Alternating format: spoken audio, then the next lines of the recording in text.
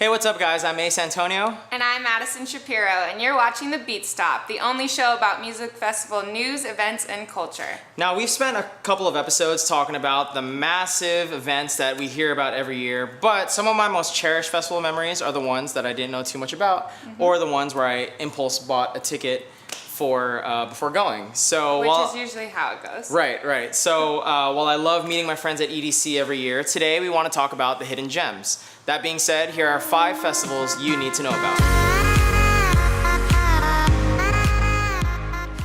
So the way it works today is Madison and I have both put our own lists together of events that even we didn't know about, but ones that we thought were particularly interesting. So I'm gonna start. So the first festival I wanna talk about is called Buku. The Buku Music and Art Project. It's a 2-day event in New Orleans.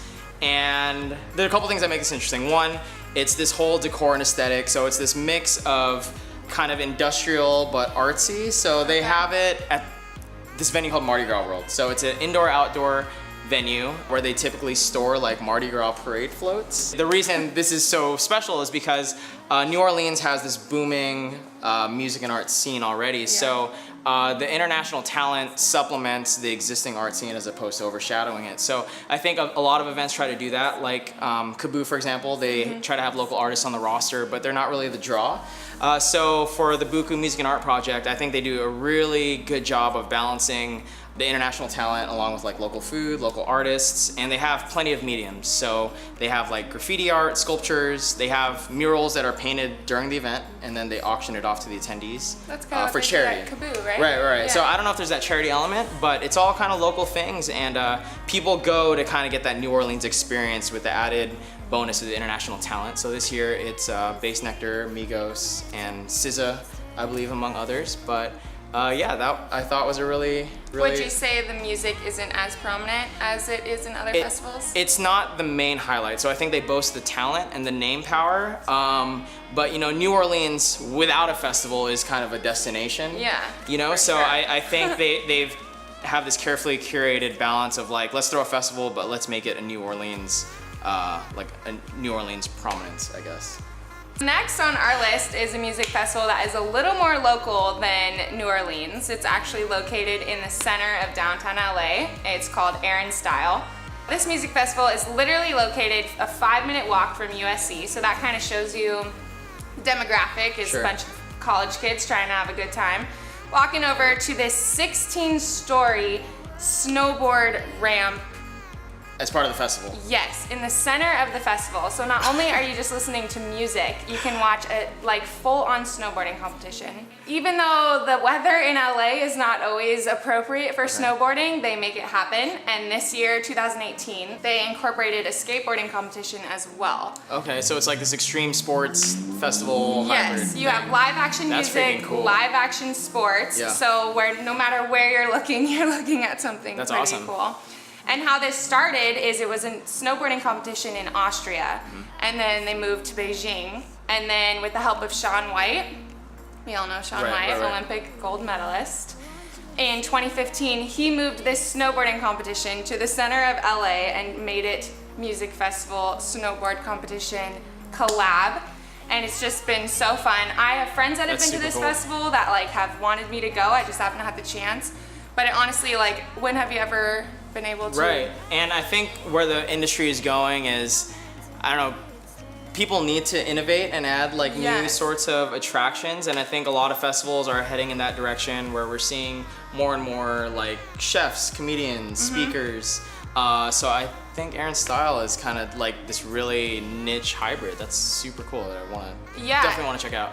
Next on our list is an event called Paradiso. Have you heard of that? No, never. So I didn't hear about this, but it is billed as the largest electronic dance music event in the Northwest. Wow, I'm surprised you haven't heard of it. Yeah, well, I think I've seen a little, EDM. But it doesn't do too much to deviate from you know, massive electronic dance music festivals that we've seen before. But what makes this really unique is it's held at the Gorge Amphitheater in Washington. So it's, I don't know if it's a natural amphitheater, but it's this gorgeous view. So it's this elevated view overlooking the Columbus River, or a river, and it's just this gorgeous backdrop. So I mean, I gotta imagine it's this cathartic experience when you're watching headliners this year, which is DJ Snake, Dead Mouse, and Armin van Buuren. But it's kind of cathartic. I'd imagine like being in that kind of environment within the backdrop of this beautiful river and this beautiful scene. When do they do this festival? June, this weekend, I think. Wow. Yeah. Or next weekend. It's sometime in June. So some nice weather. If you're ever in Washington and you want to listen to DJ Dead Mouse, check it out. So next on our list is a festival that I literally have never heard of. I don't know if you've heard of it, but it's called Suwanee Hulaween, and it is the gnarliest music festival that I've ever researched in my whole life. Really? Yes. So what makes it like even crazy is that it's on Halloween weekend in Florida. It's located in the middle of an 800-acre like forest type situation. Like the way they explain it was Spanish moss draped over cypress and oak trees along the Suwanee River in the middle of Florida. Got it. So right. Very vivid. Yeah. Thank so you. The whole point is it's a Halloween weekend every single year. It debuted in 2013, but it's just like Halloween That's on awesome. steroids. Are you a Halloween person? I enjoy Halloween. Yeah? I do. I liked it more for the candy, but I mean, going to a music festival on Halloween adds this whole different element to it, I haven't been to a Halloween event. I definitely have not done yoga at a Halloween event, but that sounds super cool.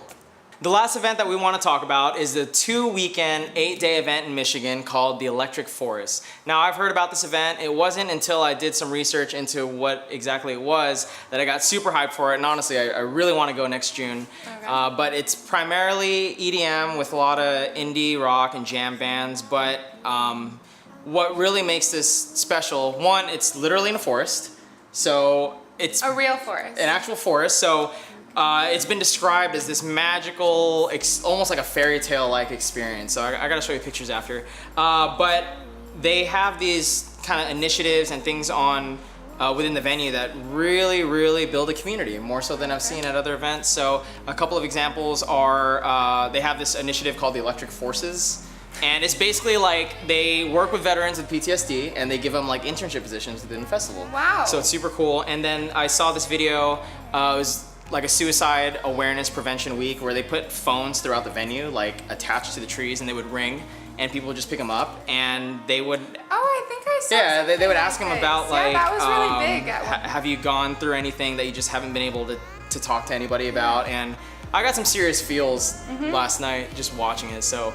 Seems pretty awesome. Yeah, how they're so incorporating all these different that's one of many. Oh, one more. So they do this thing called the Wish Machine, and they basically encourage Electric Forest attendees to go out into the world and just spread love and kindness. And in return, they will grant like wishes by people that are doing these acts of kindness. Okay. So they have brought like families to Electric Forest by people that have gone out and done their own works of charity. So it's super cool, and I think a lot of festivals have like philanthropic initiatives, but nothing that I've seen like Electric Forest, and that's what makes me super excited for this event. So Ace, out of the 5 festivals that we just talked about, which one do you think you'd be most interested in? That is really tough, because I think everything that we talked about was super cool, and I'm like literally planning to go to some of these since filming this, but I think it comes down to Electric Forest. I know, you're super hyped about that one, I think. There are so many interesting things. I mean, aside from the music and the art, just the things they do, and it's just really awesome to see an event show love to their attendees the way that they did, so that would be mine, Electric Forest. Aaron Style is a close second. Yeah, I think with all the music festivals popping up now, they have to be really creative, which, like, how to make it different from the last, and that's a really awesome way to like make people want to come and really enjoy themselves. Right. So I would say, I mean, I had never heard of Electric Forest in Michigan. Yes. And I mean, I think it sounds super cool. Maybe we'll go together next month. Right. Next year. I can't go. Deal. Next month. And that's our list. Let us know in the comments below which music festivals you think people need to know more about. And don't forget to subscribe to our YouTube channel for more Beat Stop episodes. Once again, I'm Ace Antonio. And I'm Madison Shapiro. Thanks for watching the Beat Stop. Good. Yay!